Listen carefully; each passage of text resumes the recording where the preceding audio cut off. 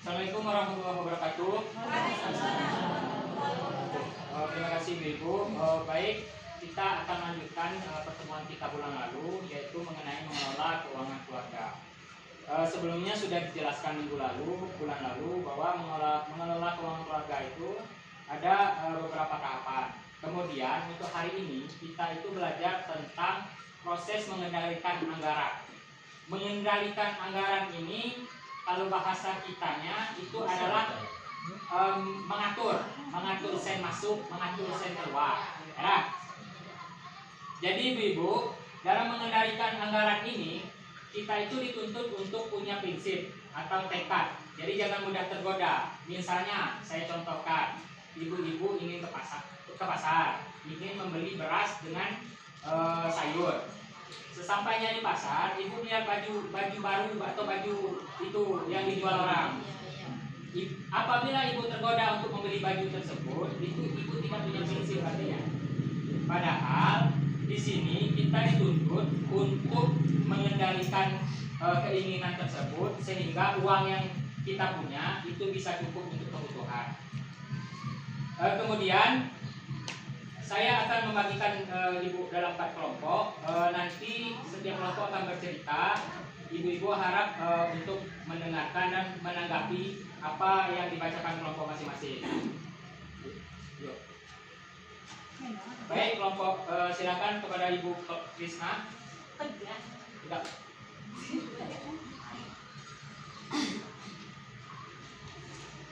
Salah seorang tetangga Dewi datang menawarkan baju dengan kebetulan 3 bulan lagi ibu Dewi akan merayakan hari raya.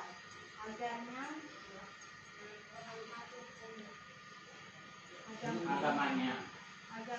ibu Dewi ingin sekali menjadinya. Apakah yang harus ibu Dewi lakukan? Terima kasih kepada kelompok 4. Jadi dari kelompok 4 tadi dia ceritanya begini, Ibu Lili itu ada tetangganya menawarkan baju baru. Lebaran 3 bulan lagi. Nah, apa yang harus dilakukan Ibu Lili? Membeli baju baru atau menunda dulu? Tunda. Nah, bagus, jawabannya harus ditunda dulu karena membeli baju baru itu bukan merupakan kebutuhan, itu adalah keinginan. Ya, Ibu-ibu. Kemudian sekarang kita buka buku pintar halaman 74.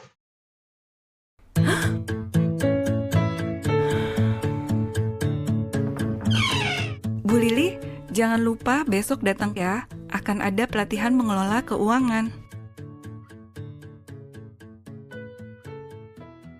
Di pertemuan bulanan kami diajarkan menghitung pendapatan dan pengeluaran rumah tangga per bulan. Setelah mengisi buku latihan, saya baru sadar bahwa pengeluaran keluarga saya jauh lebih besar daripada pendapatan. Berarti saya harus mengurangi pengeluaran keluarga. Saya harus memilah mana pengeluaran yang merupakan kebutuhan dan mana yang merupakan keinginan. Keinginan harus dibatasi supaya pengeluaran kita berkurang hingga jumlahnya seimbang dengan jumlah pendapatan.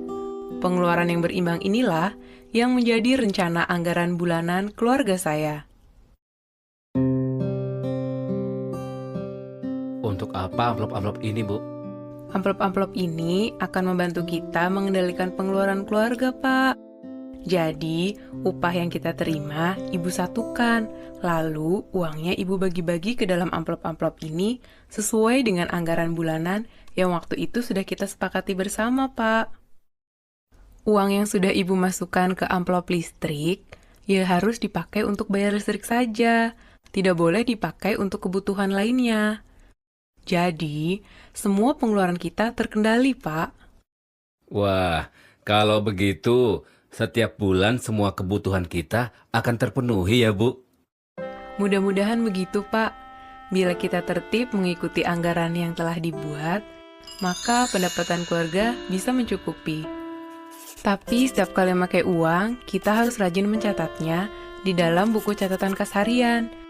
Dengan cara ini, kita bisa tahu dan mengambil langkah lebih cepat ketika kita kelebihan atau kekurangan uang.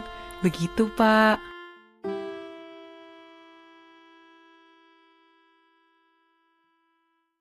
Silakan Ibu tolong dibaca.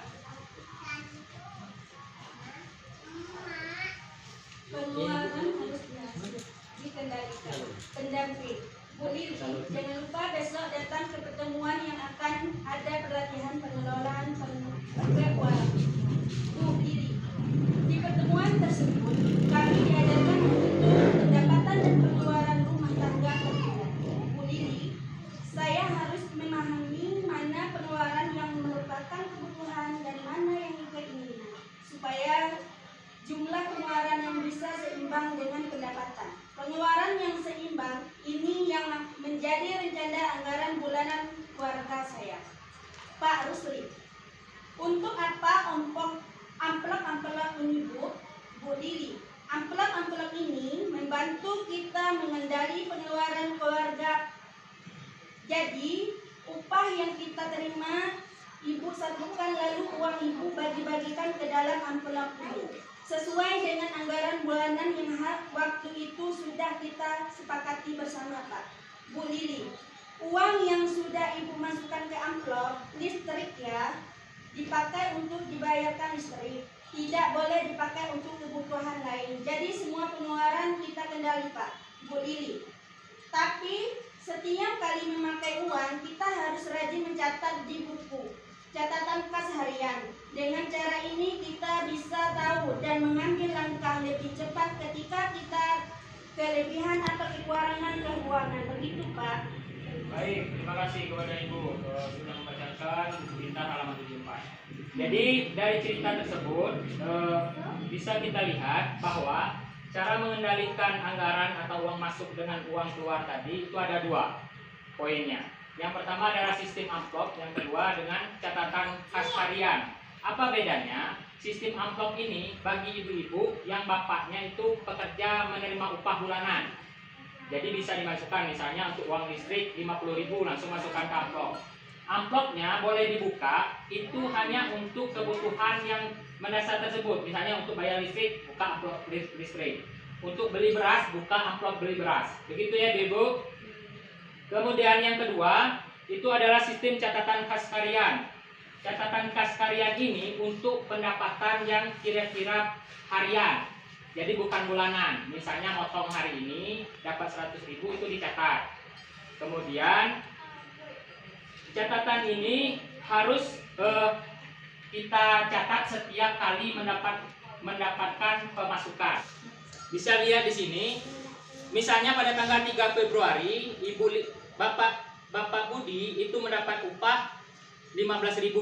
Kemudian pada hari tersebut uang 15.000 ini digunakan untuk masak sebesar 10.000 dan tabungan sebesar 5.000. Sehingga uang pada hari tersebut itu tidak ada sisa. Artinya 15.000-nya digunakan.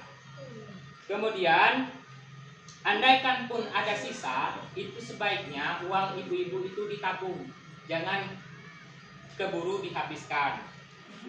Baik, kita lihat film C dan brosur. Nah, ini adalah brosur pada sistem mengendalikan anggaran ini. Dari yang sudah kita pelajari bahwa cara mengendalikan anggaran atau mengelola keuangan keluarga itu yang paling pokoknya kita harus tahu 3. Yang pertama, apa itu kebutuhan? Bedakan kebutuhan dan keinginan. Yang kedua, kita itu harus mendahulukan kebutuhan, jangan mendahulukan keinginan.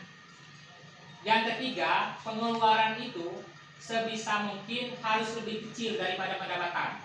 Caranya tadi digunakan sistem amplop dan sistem catatan kas harian. Dicatat, setiap uang masuk dicatat, uang keluarnya dicatat. Kemudian dari yang sudah kita pelajari tadi, ibu-ibu ada tugas untuk di rumah untuk mengisi buku pintarnya halaman 12 sampai 19. Itu semua kolomnya diisi seperti ini, jangan ada satupun yang tertinggal. Bulan depan tugas ibu-ibu itu akan dikumpulkan dan sama-sama kita periksa. Mengerti ibu-ibu? Kemudian sebelum saya akhiri, saya ingin tanya kepada ibu-ibu, apakah ibu-ibu pernah berhutang? Pernah berhutang? Punya hutang? Punya hutang besar atau kecil?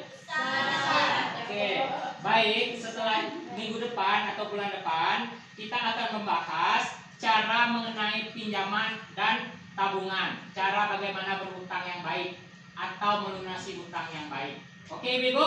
Oke. Semangat Ibu-ibu. Oke, saya rasa cukup. Terima kasih untuk partisipasinya. Kita ketemu bulan depan. Saya akhiri. Assalamualaikum warahmatullahi wabarakatuh.